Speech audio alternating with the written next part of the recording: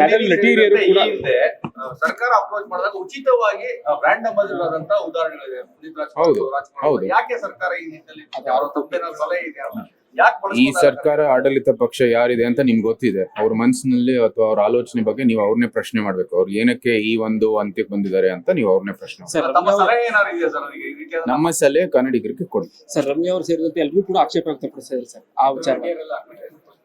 ಅವ್ರದೇ ಪಕ್ಷದವರು ವಿರೋಧ ಮಾಡ್ತಾ ಇರುವಾಗ ಅವ್ರ ಸಲಹೆ ಆದ್ರೂ ಕೇಳಿ. ಅಲ್ಲ, ಸರ್ಕಾರಕ್ಕೆ ಈ ದೇಶದಲ್ಲಿ ಗುರುತಿಸುವಂತ ಕನ್ನಡಿಗರಿಗೆ ಇಲ್ಲ ಅಂತ ಮನಸ್ಸಿದೆ. ಕನ್ನಡಿಗರಿಗೆ ಮಾಡಿದ ಅವಮಾನ ಕನ್ನಡಿಗರಿಗೆ ಮಾಡಿದ ಅವಮಾನ ತರ ಕಾಣ್ತಾ ಇಲ್ಲ. ಒಂದ್ ವೇಳೆ ಆತರ ನೀವು ಆ ದೃಷ್ಟಿಕೋನದಿಂದ ನೋಡಂಗ್ ಹೋದ್ರೆ ಹೌದು, ಅದು ಸತ್ಯನೇ. ಆದ್ರೆ ನನ್ನ ದೃಷ್ಟಿಕೋನ ಇದೇನೆ. ಸ್ಥಾಪನೆ ಆಗಿರೋ ಸಂದರ್ಭದಲ್ಲಿ ಇದು ಒಂದು ಕನ್ನಡ ಬ್ರ್ಯಾಂಡ್, ಕನ್ನಡಿಗರ ಬ್ರ್ಯಾಂಡ್. ಇದು ಮೈಸೂರು ಬ್ರ್ಯಾಂಡ್. ಇವತ್ತಿನ ಅವತಾರ ಕರ್ನಾಟಕದ ಬ್ರ್ಯಾಂಡ್. ಇದು ಕನ್ನಡಿಗರ ಪ್ರೋತ್ಸಾಹಕ್ಕಾಗಿ ಶುರು ಮಾಡಿರೋದು. ಸಂಪೂರ್ಣವಾಗಿ ಇದಂತ ಏನೇನು ವ್ಯಾಪಾರ ಆಗುತ್ತೆ ಅದು ಕನ್ನಡಿಗರಿಗೆ ಲಾಭ ಆಗಿರುವಂತ ದೃಷ್ಟಿಯಲ್ಲಿ ಶುರು ಮಾಡಿರೋದು, ನಿರ್ಮಾಣ ಮಾಡಿರೋದು.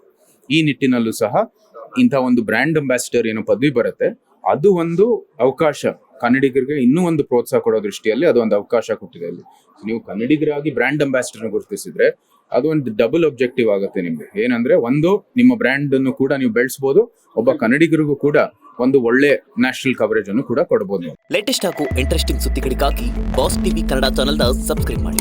ಹಾಗೆಯೇ ಬೆಲ್ ಐಕಾನ್ ಪ್ರೆಸ್ ಮಾಡಿ. ಇದರ ಜೊತೆಗೆ ಫೇಸ್ಬುಕ್, ಇನ್ಸ್ಟಾಗ್ರಾಮ್, ಎಕ್ಸ್ ನಲ್ಲೂ ಮಿಸ್ ಮಾಡದೆ ಫಾಲೋ ಮಾಡಿ.